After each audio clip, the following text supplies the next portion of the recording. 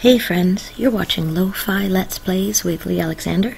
I'm revisiting some classic adventure games via virtualapple.org.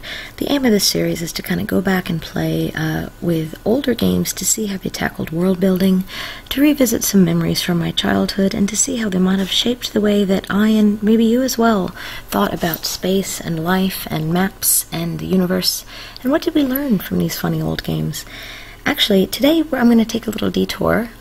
This game is actually not one that I played in childhood, but instead one that I discovered via virtualapple.org, and I thought its mandate was pretty fascinating relative to games that exist today. This game was made in 1982, which was 1 year after my birth. Interestingly enough, even if you say you don't want to read the instructions, I'm going to go ahead and press N here. The instructions happen anyway. It's sort of early equivalent of an unskippable cutscene. This new format in adventure games from Adventure International represents state-of-the-art in graphic adventure games. The dynamic changes in the high-res graphics combined with accents of sound provide psychological realism never seen before. The adventure will strike you with breathtaking graphics and the plot quality of a fine novel. The format of the game is a giant step forward in adventure design and provides the large informational capability of a text adventure along with full high-res graphics. Wow. Quite a lofty promise. I kind of admire that the intention right up front was to state that it was going to push the boundaries of narrative immersion in 1982. The return key can be used to toggle between text and high-res mode. I think you guys will see this as I go on playing, but so we can skip this. The game knows many varied commands and inputs. Entire sentences, remember this, entire sentences can be used as well as simple two-word commands. A powerful machine language parser extracts the keywords from the sentence for processing. The commands load game or save game may be used at any time during play in order to load a previously saved game or save a game to disk in mid-play. Wow, I feel like it sounds like it was an advanced save system for its time. Even remember, on our last episode, we took a look at Death in the Caribbean together, and when we tried to type save game, the game didn't understand. It only understood the word save. So maybe this game, Earthquake San Francisco 1906, was ahead of its time back in 1982. Movement in the game is accomplished by entering the first letter only of the direction you want to move. Pretty standard. Yep. You can have a 6-item inventory. You can use look and drop and get. Visible items. This is an important section. It has decided to find a new way to make it so it didn't have to animate visibly everything in the background that you could pick up. Visible objects are not supported by high-res drawings, increases the speed, eliminating unneeded disk access, and maintains a higher standard for the artwork. So basically, if you discover something in this game world, it's not going to appear visually in front of you the way that it did in Death in the Caribbean. So you're going to use the text parser to describe what things you can take and interact with. Remember to look at anything and everything. The game is dynamic, and things can change dramatically at any time. Keep your eyes and ears open, and good luck. Wow. So now it's offering you the opportunity to adjust your monitor so that the colors look good. I think that if you could see, the names of the authors are Jim Y.M. Pearson and Norm Saylor, who was the programmer apparently. They really cared about this work that they were making back in 1982. They want you to see the program from the author's view just as they saw it during its birth. It's worth the extra effort. I'm not really going to make the extra effort right now because these colors look about right to me, but if you'd like to adjust your monitor, you can pause the video here. Otherwise, let's resume. So yeah, 1982, Adventure International. Adventure International is not actually a company that I was familiar with in the adventure game space, and I did play a wide variety of them. So as this is supposed to be sort of a collaborative historical effort, if you do know anything about Adventure International, please feel free to contact me at the email address that is available to you at the conclusion of this broadcast. Let's press the escape key and let's escape to the world of the San Francisco earthquake in 1904. Ideally, that'll load quickly. The graphics are very high resolution, so perhaps we should be a little bit patient.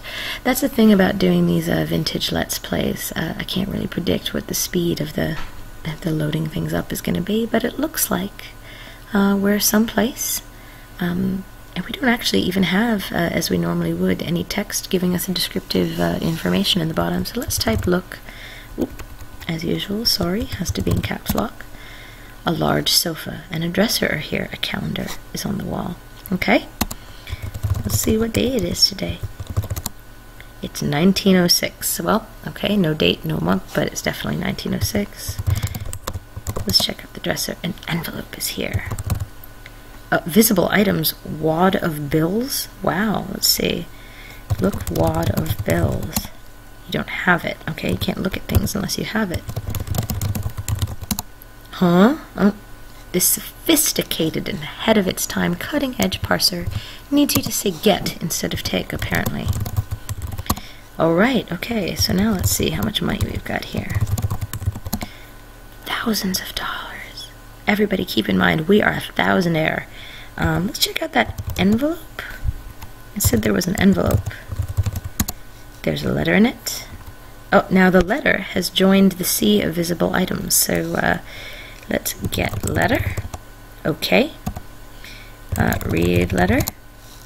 It says, deliver the money today to the Portman Hotel in Oakland or your wife dies. Oh my god, we're right up in this in terms of narrative immersion. Wow. Who are we right now? Nope, the mirror seems to be ordinary. Open dresser. Can't. Look, sofa seems to be ordinary. Let's check out this window. Wow, okay. Let's open that door. It's locked. Unlock the door with what? Wow, already we're dropped into a high-stakes world where our choices are limited and we're having to really worry about what to do under pressure here. Let's check out the rest of this room. Okay, check this out. Looks like this is the rest of our hotel room. I don't know how we came to be here. It's dropping us right in here. This is called in medias res, boys and girls. It's a great tactic of video game designers to increase the stakes when your wife has been kidnapped and you have to bring a wad of bills to someone. The bed has been slept in. A crowbar is here in our bed. You know, it's not even doing the work of narratively explaining to us why this is. Let's take the crowbar. Oops. Huh? Oh, I forgot. Sophisticated parser, as promised, actually needs things put to it in a very specific way.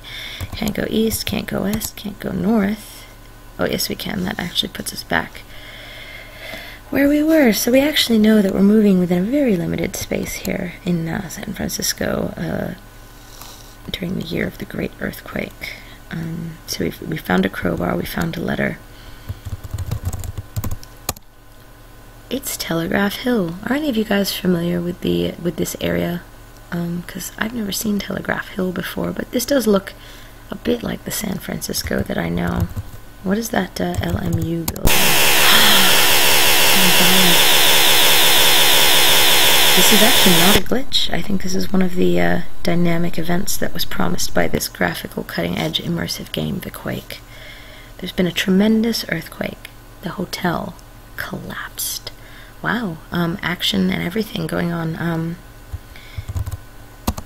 Your legs are trapped by a large beam. Good thing we have a crowbar, right guys? Not bear, beam.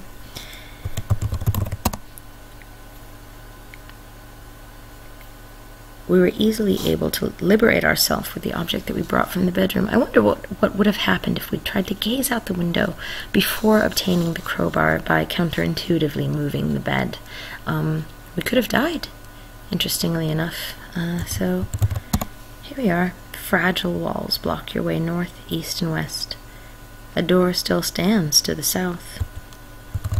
No visible items. Maybe we could dig. Digging doesn't help. Let's climb. You'll fall. Yeesh. East. Can't go that way. South. Okay. Open the door. Here we are.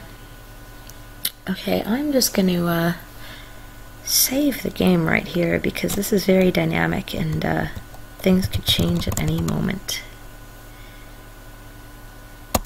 I don't know if it wants me to do that actually. Maybe the save that was promised is not possible. Wow, the fruit stand owner steps out of the shadows. So it said we could type entire sentences. Let's try. Talk to the fruit stand owner. He says, if you want that apple, you'd better pay for it. What apple? Oh, an apple is one of the visible items. Pay for apple. Pay fruit stand owner. Oops. Let's make sure we get the grammar exactly right. We have a wad of bills. We have thousands of dollars. He says, thanks. Take the apple and be careful. The soldiers are shooting looters. Wow, okay. Take apple. Oh, get apple. Okay, look, apple. A label reads Cupertino. Oh my god. This is actually an in-joke about the Apple company. Everybody take a screenshot right now because this is some in-game advertising circa 1982. Beautiful. Wow, so this is a game about the San Francisco earthquake, but I wonder, being set here as it is, whether it's actually a game about the anxiety of Apple taking over the West Coast. Let's see, we can't climb anywhere. Can't go east. We can continue south, however. Wow. So, this is, it looks like, a large pile of debris. Let's climb the debris. Top of a pile of rubble. Now, for your convenience, I've kind of experimented with this game ahead of time. I have to say I've not successfully paid the man for the apple before because I didn't really trust the parser when it told me that it understood complete sentences, but, dig rubble. There's a gold watch buried here. Nice, okay. What? It's not a visible item. Oh, I guess get gold watch. So, as sophisticated as this parser is, it's incredibly finicky. It's 24 karat. Wow, that's going to be a valuable item to have in a post-earthquake society. Climb into the window? Okay. A large, whoop. I guess we climbed down again, not into the window, because we're back on the street. That lamp seems to be ordinary. So we're moving east. These high-res graphics take a long time to load. Wow, check it out. Looks like a cool building. You're in front of the Grand Opera House. Enter Opera House. Huh? Okay. Enter Grand Op.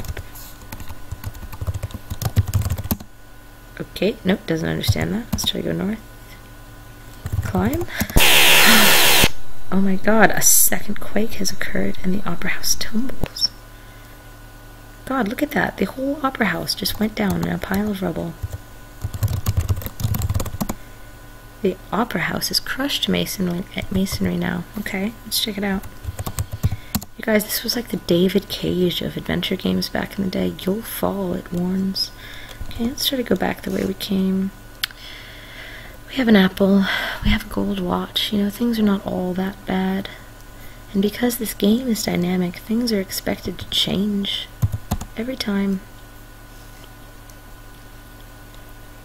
Let's see if we can get some tips from the fruit stand owner. Let's see, oh, is he still here? Guess he's gone away. Let's try to return here, see if anything's different. Wow, so this back then was the idea of dynamic design. If you can see, I don't know if you remember, but when we were first in that room, that pile of bluish rubble over here to this side of the screen did not exist before. I don't know about that smokestack in the distance. I suspect that it did. But clearly things have changed. Digging doesn't help, but maybe climbing now does. Aha! I wonder if this was supposed to startle and frighten gamers back in 1982. The fact that a soldier is here. Wow. Look, soldier. A soldier is standing here with a rifle. Martial law has been declared. You can't pass. Give gold watch to soldier. Huh? Bribe soldier with gold watch. The soldier says, if I'm found with cash, I'll be shot. but I'll take that watch. Actually, the fact that this parser understood a relatively complicated sentence like that I didn't think it would, is a sign that perhaps this was a truly advanced narrative experience for its time. Cool. Okay, can we go north? We can go west, apparently. The soldier has taken the watch and allowed us to pass. Oh, no, we've just climbed down. So apparently things are not that narratively advanced right now. Let's try one more time. Maybe we can continue eastward because the soldier has taken the watch and everything seems to be copacetic with him. So let's try to continue. Nope. Let's climb some more. Yep. Oh, another soldier or the same soldier? Firemen are trying to put out the flames.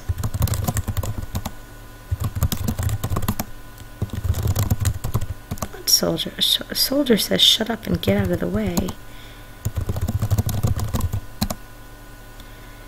Give crowbar to soldier. Huh? Wow. Climb? You'll fall. West. Looks like perhaps, we can move? Nope. It's the same soldier again. Wow. Let's see. Let's try this one more time. Things are starting to get a little complicated here in the realm of narrative advancement. It's interesting every time you see people drawn in these classic adventure games. Oh, south seems to work. Wow. Here we see a disaster zone where everything is belching smoke. You're on a narrow side street. Some of the buildings are burning. I see nothing special.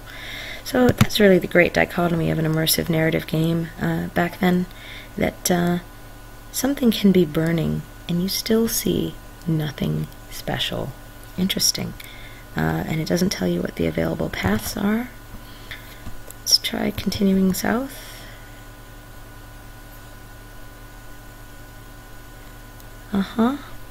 Wow, deep. South of a narrow street comes to the... Oh, an entire building just fell on you? Oh my god. What a way to go. Maybe this game is supposed to be an essay in futility, or in the cruelty of fate. I think that the creators were probably expecting to shock you. I imagine that in 1982, text games, even graphically assisted ones, took place in incredibly controlled environments.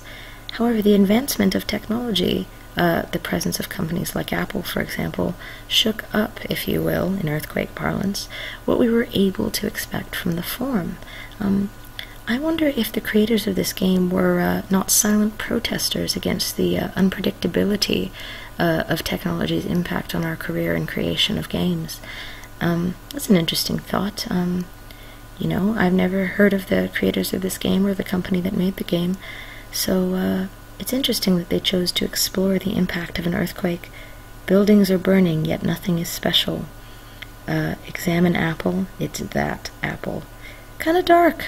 I wonder if this sort of foresaw the march of technology upon the cities of the west coast of Silicon Valley and San Francisco. It is actually very arresting, that scary, assy kind of screen fill, screen dump, and loud sound that occurs when the earthquakes are indicated by this game. Man, I sort of feel bad for the folks who made this game. I don't really know what this is. Go back. Anyway, maybe let's just call that the end of it, because I'm not able to continue. I assume we've died, but if you can make further progress with this game, I'd like to know. I can be reached at Leigh, L-E-I-G-H, at leealexander.net. If you have thoughts on the way vintage games maybe expressed the struggles and fears of the creators that worked in that age, please feel free to email or tweet at Leigh Alexander. And as always, let me know what Apple IIe and 2GS games you remember from your childhood, because I'd like this to be collaborative here. Lo-Fi Let's Plays at virtualapple.org. Thanks so much for your time. Bye!